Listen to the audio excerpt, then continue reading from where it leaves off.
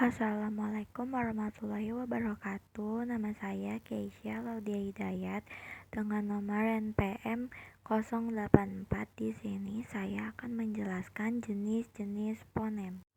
Yang pertama itu pengertian fonem. Fonem adalah satuan bunyi terkecil dalam suatu bahasa yang dapat membedakan makna kata. Artinya, perubahan satu fonem saja bisa membuat arti kata berubah. Secara sederhana, fonem bukan sekadar bunyi fisik, itu disebut fonetik, tetapi bunyi yang berfungsi membedakan makna dalam sistem bahasa.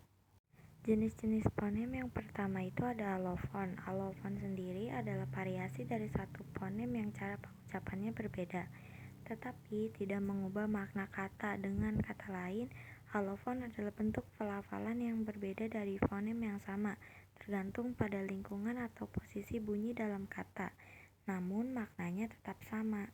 Contoh dalam bahasa Indonesianya itu fonem K. Yang pertama itu fonem K. Di awal kata K pada kata kita diucapkan jelas.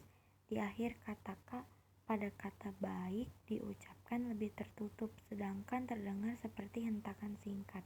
Keduanya adalah alofon dari fonem K karena maknanya tidak berubah. Yang kedua itu ada fonem vokal.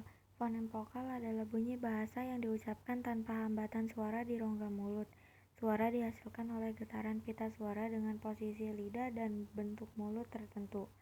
Contohnya itu A, I, U, E, O. Contoh penggunaannya itu di kata apa, ibu, emas, dan obat.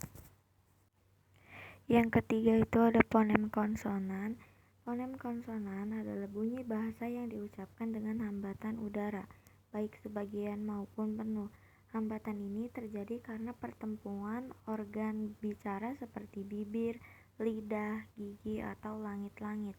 Nah, contohnya itu fonem P, terdengar pada kata padi dan papan.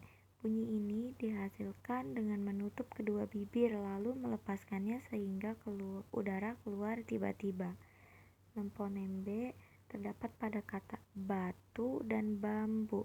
Diucapkan hampir sama dengan P, tetapi dengan getaran pita suara. Fonem T muncul dalam kata tali dan satu.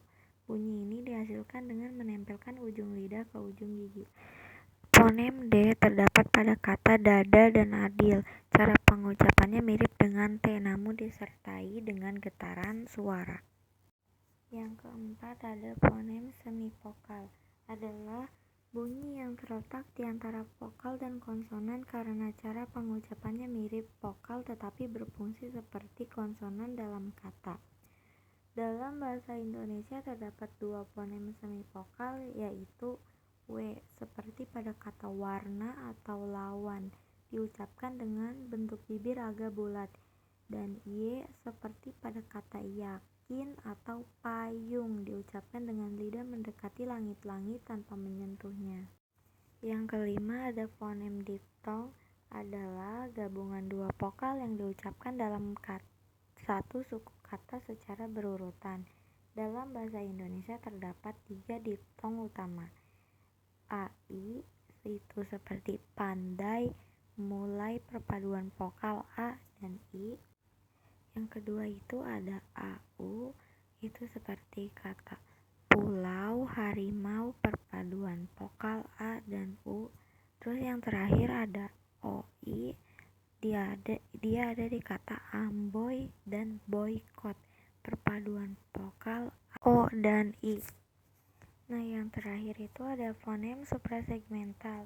Fonem suprasegmental adalah unsur bunyi bahasa yang menyertai fonem segmental, fonem vokal dan konsonan, dan tidak berdiri sendiri, tetapi mempengaruhi makna atau nuansa ujaran.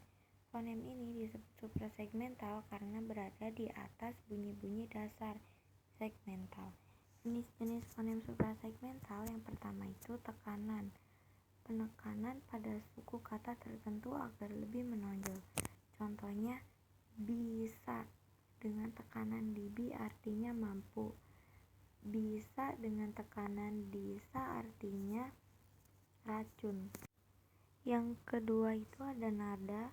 naik turunnya tinggi reda suara saat berbicara. Contohnya kalimat "kamu pergi" diucapkan dengan nada naik menandakan pertanyaan. Yang ketiga ada intonasi. Pola keseluruhan naik turun nada dalam kalimat. Contohnya dia datang, intonasi datar atau pernyataan. Lalu dia datang, intonasinya itu naik atau pertanyaan.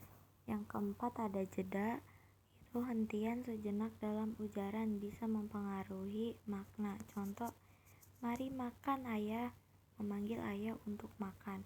Atau contoh yang kedua itu, mari makan ayah, itu kita memakan ayah. Yang terakhir itu ada durasi, panjang pendeknya bunyi, lamanya pengucapan suatu bunyi atau suku kata. Misalnya dalam beberapa bahasa daerah, durasi bisa membedakan makna kata.